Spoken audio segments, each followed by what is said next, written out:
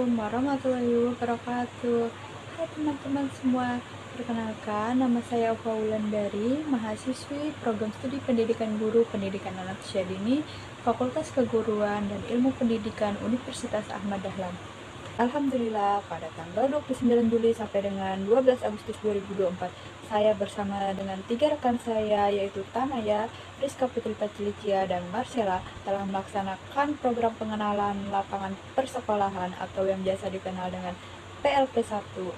Dengan didampingi oleh Bapak Ian Sofian, SPD, MA, selaku dosen pembimbing lapangan, serta dengan Kepala Sekolah TK Abakrap Yakwetan, dengan Ibu Eri Mustiah SPD. Nah, PLP1 ini bertujuan untuk penerjunan dan penempatan, observasi, dan pengamatan tentang kultur sekolah, karakteristik peserta didik, serta struktur dan organisasi pada suatu lembaga.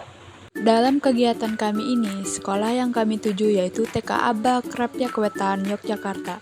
TK Abakrap Yakwetan terletak di Jalan Mawar, Krapyakwetan, Panggung Harjo, Kecamatan Sewun, Kabupaten Bantul, dan telah terakreditasi B oleh Badan Akreditasi Nasional. Visi di TK Abakrap Yakwetan yaitu yang pertama, studi didik taat kepada Allah, yang kedua menciptakan anak-anak yang mandiri, yang ketiga terciptanya kreativitas peserta didik, yang keempat berperilaku jujur dan sopan, yang kelima mampu bekerja sendiri secara mandiri, yang keenam mempunyai rasa ingin tahu. Untuk misinya adalah mengenalkan agama Islam pada sejak dini, yang kedua mengenalkan lingkungan untuk berkembang dan percaya diri, yang ketiga memberikan motivasi kepada peserta didik untuk selalu mampu mengekspresikan diri secara spontan, kreatif, dan inovatif. Pengalaman apa yang diperoleh dengan melakukan observasi di sekolah pada saat PLP1? Mengenai pengalaman saya selama PLP1 di sekolah TK Abakrap Yakwetan, yang saya peroleh itu pada saat penyambutan anak, guru itu siap ketika jam 07.15 pagi hari menunggu di dalam pagar sekolah untuk menyambut peserta didik. Sangat berkesan bagi saya ketika menyambut anak, guru, dan peserta didik harus dengan 5S, yaitu senyum, sapa, salam, sopan, dan santun. Jadi anak dan guru harus melakukan itu setiap paginya, setiap hari. Dan saat bersalaman dengan anak, guru-guru harus sejajar posisinya dengan tinggi anak.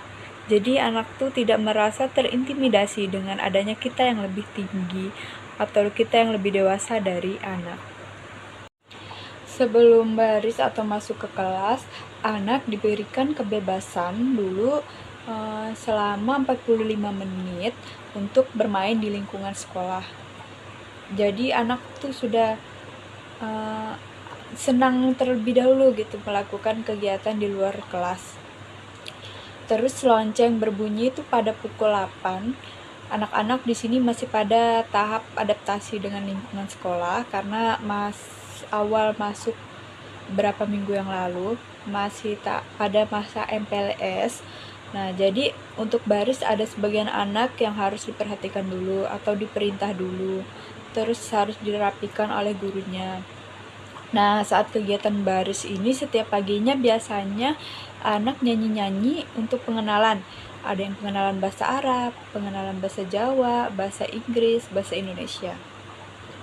Setelah itu selesai baris, anak masuk pada pukul 8.40. Nah, sebelum masuk kelas, itu anak dibiasakan untuk melepas sepatu dan meletakkannya di rak yang sudah disediakan. Karena ini saya observasinya di TKA, mungkin ada sebagian anak yang belum terbiasa untuk melepas sepatu dan meletakkannya langsung di rak. Jadi masih diletakkan di tempat awal dia membuka sepatunya. Tugas guru di sini, dia memanggil anak tersebut untuk meletakkannya sendiri ke rak.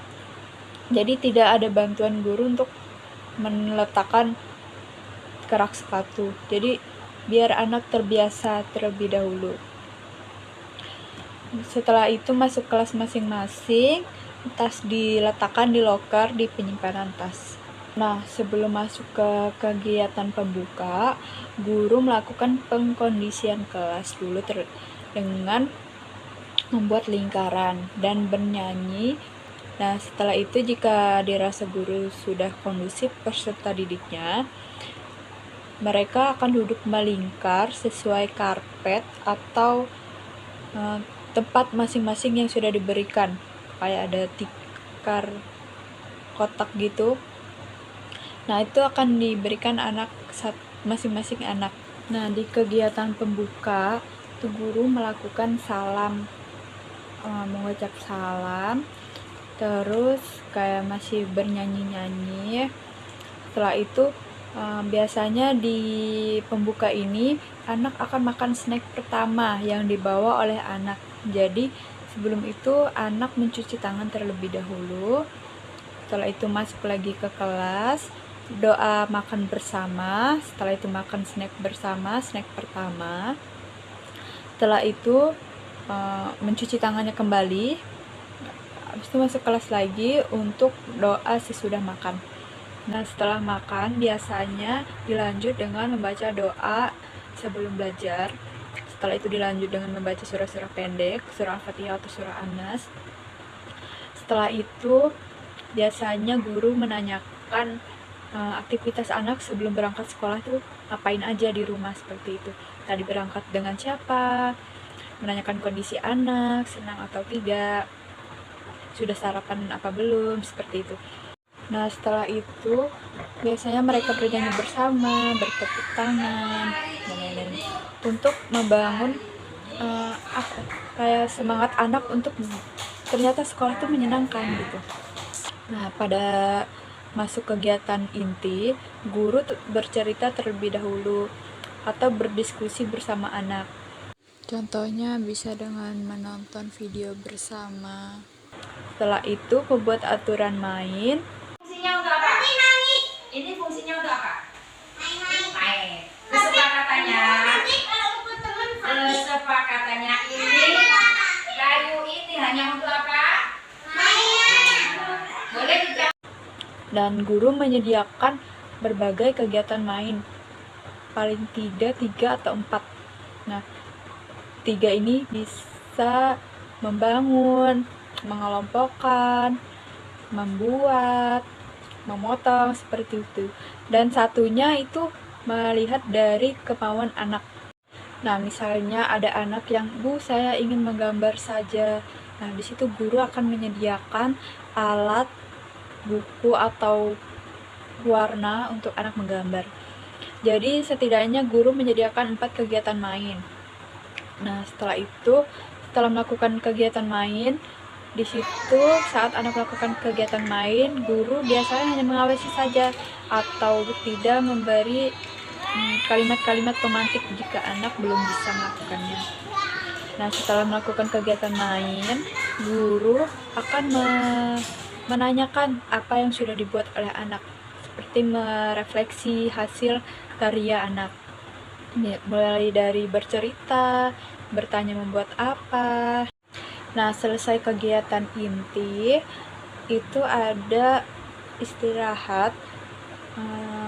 Anak di sini pada jam 10.30 biasanya ini makan snack kedua. Nih, snack kedua itu dari sekolah yang menyediakan. Anak mencuci tangannya kembali. Setelah itu masuk kelas, doa bersama, makan bersama, makan snack kedua. Setelah masuk ke kegiatan penutup, di sini guru akan merolling apa saja kegiatan yang sudah dilakukan pada hari itu. Terus juga menanyakan apa yang sudah didapat oleh anak pada hari itu, pada kegiatan main. Setelah itu menyampaikan kegiatan besok. Jadi keputusan musyawarah kita untuk kegiatan besok ini ya. Dan menanyakan apa kegiatan bermain yang anak senangi. Menanyakan kondisi anak setelah bermain seharian itu bagaimana, seperti itu. Setelah itu penutup, berdoa bersama dan mengucap salam.